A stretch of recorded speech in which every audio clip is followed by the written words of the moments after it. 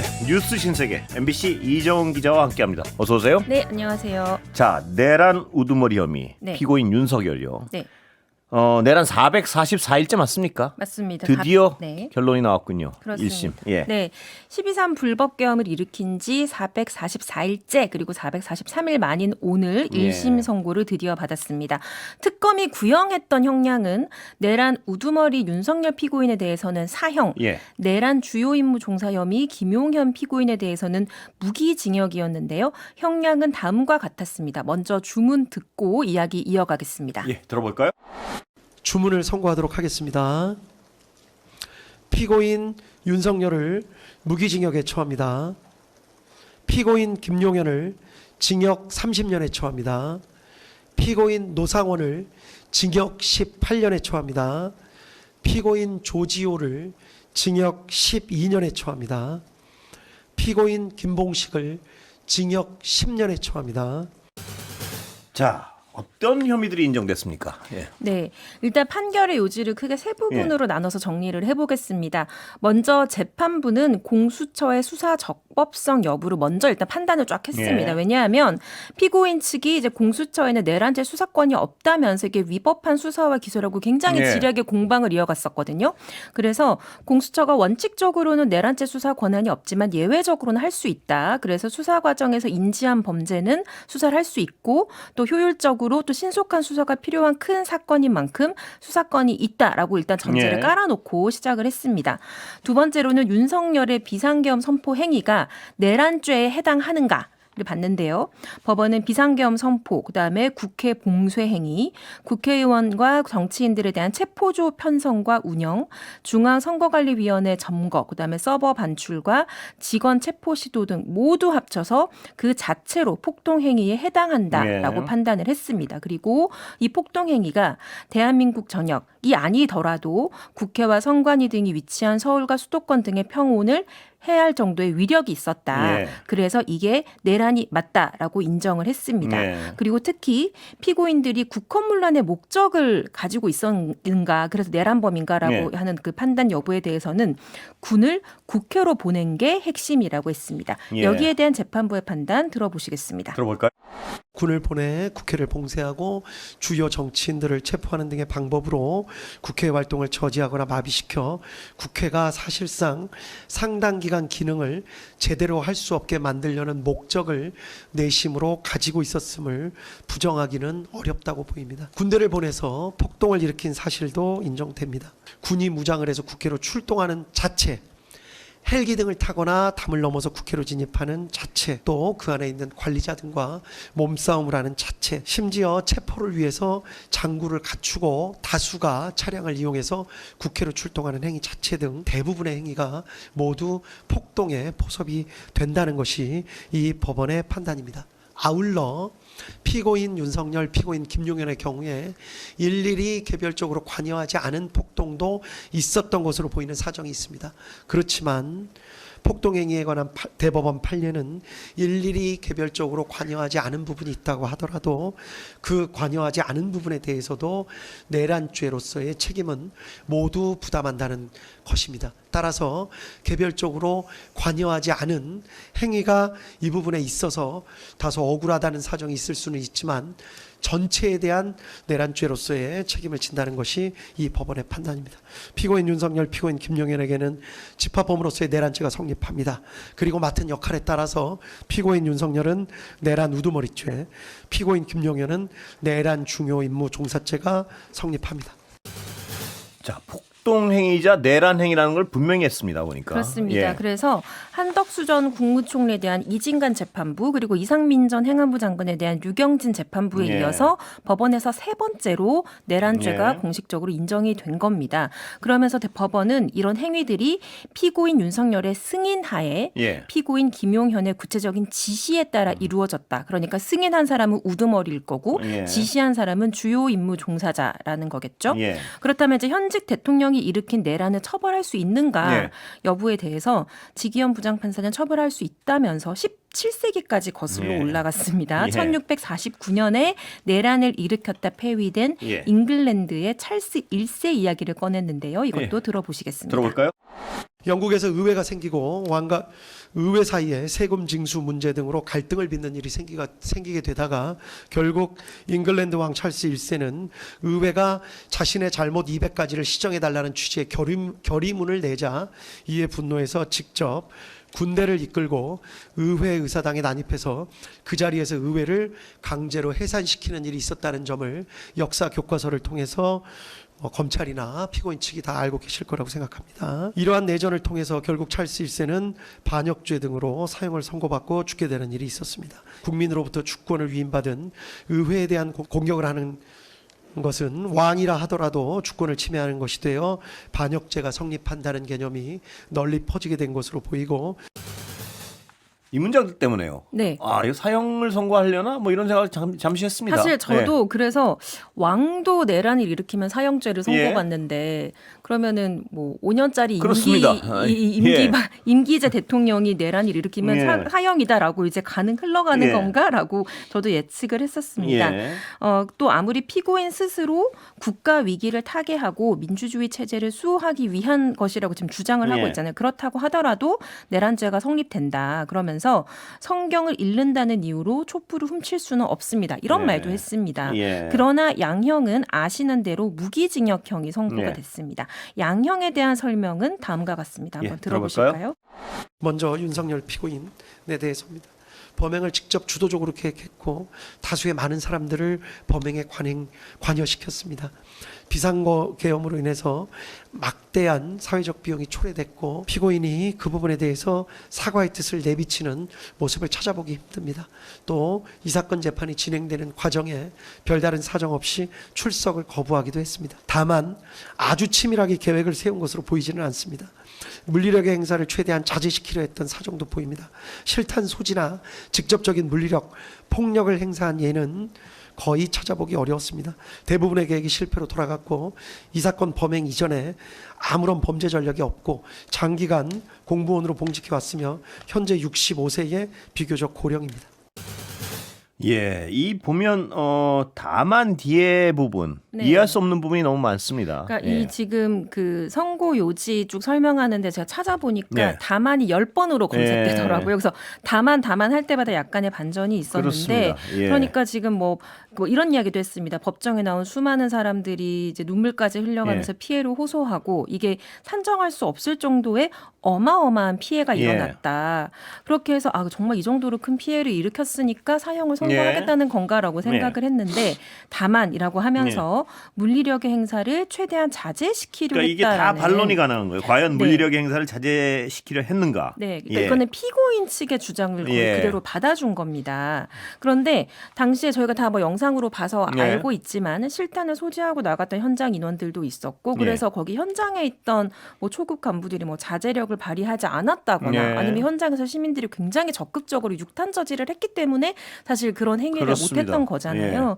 그래서 뭐 그렇게 하지 않았더라면 굉장히 끔찍한 일이 생겼을 수도 있는 것이고 그리고 이진관 재판부는 이제 위로부터의 내란이었다라고 규정을 하면서 또 그 당시에 내란이 실패로 끝난 건 비상계엄에 맨몸으로 맞선 국민의 용기 덕분이었다라고 의미를 부여하기도 했었고요. 그렇습니다. 그리고 또 고령이라는 점은 한덕수 전 국무총리가 더 고령이잖아요.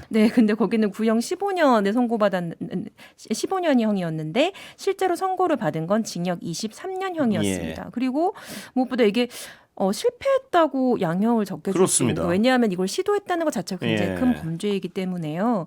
그리고 또 재판 과정에서는 계엄군에게 실탄을 현장에서는 실제로 실탄 갖고 나가지 말라라고 지시를 내린 사람이 윤석열 피고인이 아니라 곽종근 전 사령관이었다는 증언도 나왔었거든요. 그리고 물리력 행사가 아예 없었던 것도 사실 아닙니다. 왜냐하면 저희가 영상을 다 봤지만 당시 특공대가 이제 국회 의사당 안으로 이제 난입하려고 할 때 그거를 이제 저지하는 과정에서 국회 직원들이 뭐 긁히고 멍들고 넘어지고 다치고 뭐 그러기도 했었고 10명 이상 다쳤다고 하고 시설이나 뭐 집기도 다 파손돼가지고 지금 그쪽을 지금 전시 공간처럼 지금 만들고 있잖아요.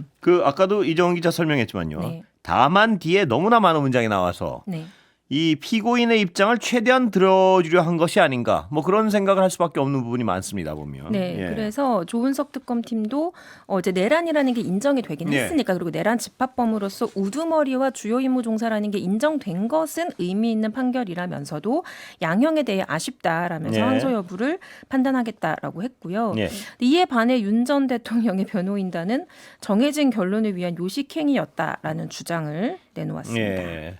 자, 과거랑 비교를 해볼 수 있을 텐데요. 전두환 내란 우두머리 사건과는 어떻습니까? 이 선고의 차이점은. 예. 네, 딱 30년 전 예. 1996년 8월 15일에 전두환 씨가 내란 우두머리 혐의로 이제 1심 선고를 받았습니다. 그래서 12.12 군사 반란 5.18 내란 혐의로 기소가 돼서 당시 1심에서는 사형 그리고 범행에 가담했던 노태우 전 대통령은 1심에서 징역 22년 6개월을 예. 받았습니다. 예. 그리고 이후 결국 2심에서는 각각 무기징역과 징역 17년으로 감형이 되기는 했거든요. 근데 당시 1심 재판부는 이제 사형을 선고하면서 양형 관련해서 별달리 뭐 이유를 쓰진 않았습니다. 대신 전 씨가 대통령 재임 시절에 뭐 경제적 안정을 꾀하는 등의 업적이 있다고 하더라도 자기가 범한 죄의 법정 최고형은 피할 수 없다라고 설명을 했습니다. 그리고 그때 나이를 찾아보니까 전두환 씨가 1931년생이더라고요. 네. 그러면은 전두환 씨도 당시 만 65세 네. 고령이었거든요. 그러니까 네. 그때 이제 고령이라는 걸로 이렇게 감형을 해주진 않았던 것 같습니다. 요새 생각하면 만 65세가 고령은 아니고요. 저도. 요즘에는 곱하기 0.8을 해야 된다는 예. 이야기도 있긴 하고. 네. 자, 그렇습니다. 오늘 모습 어땠습니까? 윤석열 씨하고. 네, 법정 오늘은 모습. 예. 웬일로 지각을 안 하고요. 일찍 아, 나왔습니다. 그래요? 예. 네, 그래서 오늘 낮 12시 반쯤 서울구치소를 출발해서 12시 50분쯤 서초동에 있는 중앙지법에 예. 도착했습니다. 그래서 처음에 자리에 앉았을 때는 옆에는 변호인들이랑 약간 뭐 웃으면서 뭐 인사하는 것 같은 모습도 보였고요. 예. 그 이후에 이제 그 주문을 낭독할 때까지는 재판 내내 좀 굳은 표정으로 예. 판결 요지를 들었고 주문이 이제 무기징역이 선고될 때도 표정 변화는 별로 없었습니다. 예. 그런데 이따금씩 고개를 옆으로 돌리는데 그게 이제 방청석 쪽으로 돌리는데 거기에 이제 일부 지지자들이 앉아 있었던 것 같아요. 예. 그래서 뭐 대통령님 힘내세요 뭐 그런 이야기가 있었다고 하더라고요. 그래서 그런 이야기가 들리면 약간 미소를 지어 보이기도 했고 예. 선고가 끝난 이후에는 변호인단과 뭐 악수를 짧게 하고 대화를 약간 한 다음에 예. 들어갔습니다. 예. 그래서 오늘 뭐 법원 앞에 이제 뭐 윤 전 대통령 지지자들이 이제 모여서 집회를 열고 예. 뭐 이 사람들은 무죄를 주장하고 있으니까요. 그래서 오전에는 이제 얼마 안 됐었는데 오후 들어서는 한 1,000명 가까이 모였다고 하고요. 예. 여기는 뭐 황교안 전 국무총리 그다음에 뭐 보수 유튜버 전한길 씨가 나와서 뭐 계엄은 정당했다, 뭐 윤어게인 뭐 이런 거를 외치면서 거기서 있었다고 합니다. 전환기 씨 이제 뭐라 그러는지 궁금하긴 하네요. 예. 네, 그리고 이제 근데 이에 반해서 이제 당연히 사형이 선고돼야 한다라고 촉구하는 집회도 있었습니다. 그래서 이제 이 진보 단체인 촛불행동도 서초역 앞에서 집회를 열면서 국민의 생명과 안전, 헌법을 말살하고 권력을 독재적으로 연장하려 했던 예. 사람에게는 단죄를 해야 된다. 그리고 예. 오늘의 내란을 단죄하지 않으면 내일의 내란에 용기를 주는 것이다. 예. 라고 촉구를 했습니다. 예. 그리고 아무래도 1월에 작년 1월에 서울 서부지법에서 폭력 예. 사태가 있었잖아요. 난동이 있었던 만큼 굉장히 좀 긴장감이 높았습니다. 예. 그래서 경찰 기동대 뭐 16개 부대 1,000명이 투입됐다고 하는데 다행히 이제 큰 충돌은 없는 것으로 마무리가 됐습니다. 예. 정치권 반응은 어떻습니까? 여권에서는 좀 실망스럽다는 예. 반응이 나왔습니다. 그러니까 뭐 12.3 비상계엄이 내란이었다는 그 판단을 거듭 확인한 건 의미가 있지만 예. 그럼 내란이 실패했다고 감경해 줄 수 있느냐는 거죠. 그래서 더불어민주당은 선고 직후에 바로 최고위원회를 열고 예. 판결에 대한 입장을 내놓았는데요. 정청래 대표가 나라 근간을 뿌리채 뒤흔들어 놓은 내란 수괴에게 조희대 사법부가 사형이 아닌 무기징역을 선고했다. 예. 국민 법감정에 반하는 매우 미흡한 판결이다라고 지적을 했고요. 예. 그리고 대변인의 논평에서도 범죄 전력이 없고 치밀한 계획이 아니었고 고령이란 이유로 감경이 될 수 있느냐 황당하다라고 평가를 했습니다. 예. 그리고 좀 법을 잘 아는 네. 유사 출신의 의원들은 좀 더 격앙된 예. 반응을 내놓았거든요. 그래서 더불어민주당 박주민 의원은 성공한 내란은 처벌을 못하고 네. 뭐 처벌을 못하겠죠. 성공했으니까. 실패한 내란은 감형을 해주면 도대체 내란은 어떻게 제대로 처벌을 네. 하자는 거냐라는 탄식이 나왔고요. 예. 또 김용민 의원은 윤석열이 내란의 동기로 국회 탓을 하는 걸 그대로 받아들여줬다. 네. 그래서 내란의 본질을 외면했다. 예. 특검이 즉시 항소해야 한다라고 주장했습니다. 예. 이 죄송합니다. 내란의 동기로 국회 탓을 하는 것. 그걸 받아들였다고 오해를 받을 수 있는 게요. 네. 그 성경을 읽기 위해 촛불을 훔치는 것을 비유를 했는데 네. 성경을 읽는다는 어떤 그 고귀한 행위를 이거랑 좀 치안하는 듯한 부분 때문에요. 네, 네. 직연 재판관의 마음속에 진짜 어떤 이 국회 탓하는 걸 그대로 받아들이지 않았느냐 하는 의심을 할 수밖에 없는 문장들이 좀 있습니다. 보면. 그렇습니다. 예. 그리고 조국혁 신당도 입장을 내놓았는데요. 이제 네. 조국 대표는 오랜 인내 끝에 단죄가 이뤄졌다라고 평가를 하면서 네. 동시에 내란범에 대한 사면을 금지하거나 예. 괜찮습니다. 네, 예. 국회의 동의를 얻을 경우에만 사면이 가능하도록 하는 법 개정이 필요하다라고 예. 주장했습니다. 예. 잠깐. 예. 목 하시죠. 죄송합니다. 예. 감기 기운이 있군요. 예. 네, 그렇습니다. 예. 네. 자, 그럼 국민의힘의 반응이 이제 궁금한데요. 아직 안 나왔죠? 공식 입장이? 예. 네, 좀 입장이 좀 복잡해 보입니다. 그래서 국민의힘이 공식적으로 재판 결과에 대해서 이제 당 전체 입장을 내놓지는 않았는데요. 예. 내일 장동혁 대표의 메시지가 나올 거라고 좀 미뤘습니다. 예. 그러면서 여러 사람의 의견을 고려해서 입장을 정리하겠다라는 예. 좀 다소 유보적인 입장을 내놨고요.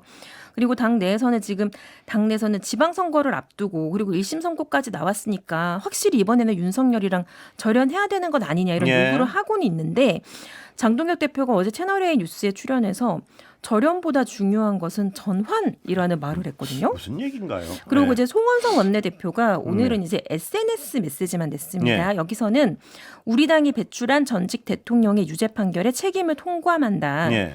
당원 여러분과 국민 여러분께 송구하다는 말씀을 드린다. 예. 뭐 이 정도 그리고 뭐 더 낮은 자세로 임하겠다. 근데 이게 원래 이런 상징적인 메시지는 당 대표가 내놓는 게 예. 맞잖아요. 예. 근데 원내대표가 이렇게 SNS로 내놨습니다. 예. 그렇군요. 네, 그러니까 그렇다 보니까 이제 좀 약간 미적지근한 네. 반응이라고 할까요? 그렇다 보니까 친한계나 소장파 의원들은 당장 윤호개인과 절연을 해야 한다라면서 네. 좀 이쪽에서도 강한 반응을 내놓았습니다. 그래서 당내 초재선 의원 모임 대안과 미래는 사법부의 판결을 존중하고 겸허히 수용한다. 네. 뼈를 깎는 성찰과 반성을 통해 탄핵의 강을 건너야 한다라면서 지도부에 윤호개인과의 절연을 요구했고 예. 뭐 그 외에도 뭐 김재섭 의원이나 김용태 의원 그리고 뭐 오세훈 시장도 전류는 피해갈 수 없다. 이대로 있으면 우리는 내란 옹호 정당으로 기록될 것이다라고 우려를 드러냈습니다. 예. 자, 오늘 여러 가지 좀 약간 개운치 않았었는데 네. 기분 좋은 소식도 있습니다. 노벨 평화상 후보로 네. 대한민국 전체 시민이 추천됐다고요. 네, 예. 그렇습니다. 세계 정치학회라는 곳이 있는데 네. 여기 전현직 회장을 포함한 정치학자들이 노르웨이에 있는 노벨위원회에 한국의 시민 전체를 노벨 그래요? 평화상 후보로 추천을 예. 했다고 합니다. 그러니까 12.3 불법 계엄을 극복한 것을 이제 예. 높이 산 건데요. 이게 이제 시민의 노력을 통해서 예. 극복을 했고 이제 이것이 빛의 혁명이라고 예. 규정을 하면서 헌법적 위기를 내전이나 탄압 없이 그리고 폭력 없이 비폭력적 시민 참여를 극복해낸 예. 모범 사례다라고 의견을 모았다고 합니다. 예. 그래서 마침 이제 지난해에 세계 정치학회 서울 총회가 열렸었는데 그렇군요. 이때 이제 조직위원장을 맡았던 서울대 정치학과 김의영 교수가 예. 이제 빛의 혁명이란 것은 이런 것이다라고 쫙 설명을 해서 예. 개요나 뭐 역사적 배경이나 국제적 의의를 이제 영어로 설명을 해서 노벨위원회에 제출을 했다고 예. 합니다. 이제 그러면서 이제 요지를 전해드리면. 세계적으로 민주주의가 후퇴하는 시기에 한국이 6개월 만에 내란을 극복하고 민주주의를 회복하는 건 전 세계가 놀랍게 예. 지켜보지 않았냐. 근데 이 중심에 민주주의의 복원력이라는 우리 국민의 힘이 있었다. 예. 그리고 K-팝이나 K-드라마가 전 세계에 긍정적인 영향을 미치면서 기여를 하듯이 K-민주주의도 그런 성숙한 단계에 이르렀다고 예. 보고 있다. 이렇게 설명을 했다고 합니다. 예. 굉장히 반가운 소식, 후보가 됐다는 것도 굉장히 그렇습니다. 영광스러운 소식이니까요. 그래서 이재명 대통령도 내란의 어둠을 평화적으로 이겨낸 대한국민의 용기와 역량은 세계 민주주의 역사에 영원히 표석으로 남아 빛날 것이다. 그러면서 국민 주권 정부는 위대한 주권자들과 함께 국민이 주인인 나라, 함께 네. 행복한 대한민국을 향한 전진을 앞으로도 멈추지 않겠다라고 예. 언급을 했습니다. 그냥 기대되네요. 그러니까요. 근데 예. 저희는 사실 저희 예. 그 한간 작가님이 예, 노벨 그렇습니다. 문학상을 수상 수상하실 때 저희가 특보 방송을 그렇습니다. 같이 했던 예, 경험이 이정훈 기자랑 있는데 같이 했죠. 네, 예. 그래서 노벨 예. 평화상은 저희가 미처 준비를 못했는데 예. 근데 이제 이게 후보 추천이 이제 이미 이루어졌거든요. 예. 작년 9월부터 올해 1월 말까지 후보가 추천이 아, 된 그래요? 상태입니다. 그래서 지금 이제 뭐 전 세계에서 수백 명의 후보가 아마 그렇겠죠? 추천이 예. 됐을 거예요. 근데 지금 한참 이제 노벨위원회에서는 숏리스트, 아, 예, 그 유력한 사람 숏리스트 추려내는군요. 예. 네네, 그 예. 작성을 하고 있을 예. 것이고, 그러면 이제 3월부터 8월까지 이제 노벨 연구소의 뭐 상임 고문들이라든지 예. 아니면 여러 전 세계 전문가들이 정밀 조사를 실시해서 보고서를 냅니다. 예. 그럼 그 보고서를 가지고 가을 뭐 9월이나 10월쯤에 예. 이거를 가지고 이제 회의를 하는 거예요. 그래서 최종 수상자를 그때 결정을 하는데 되도록이면 이제 노벨상은 만장일치를 지향하는데 예. 의견이 갈리면 다수결로 결정을 한다고 하고 그래서 우리 국민들이 예. 우리 시민들이 받을 수 있을지는 10월 중순쯤 알 수 있을 것 같습니다. 이거 받으면 참 기분 좋을 것 같아요. 네, 근데 이제 어떤 시민의 단체가 그 수상한 전력이 있거든요. 네. 그러니까 그 한강 작가가 수상했을 때 노벨 평화상은 일본의 히당쿄라고 예. 이제 핵무기 없는 세상을 아. 예, 원하는 그런 그 단체가 받았습니다. 뭐 기분이지만요. 왠지 받을 네. 것도 같고요. 그래서 저희가 열심히 또 이렇게 민주주의를 수호하기 위한 시민들이 예. 활동을 하면 또 이렇게 좀 반영이 되지 않을까 하는 생각도 여기까지 해봅니다. 듣겠습니다. 이정훈 기자 고생했습니다. 네, 감사합니다.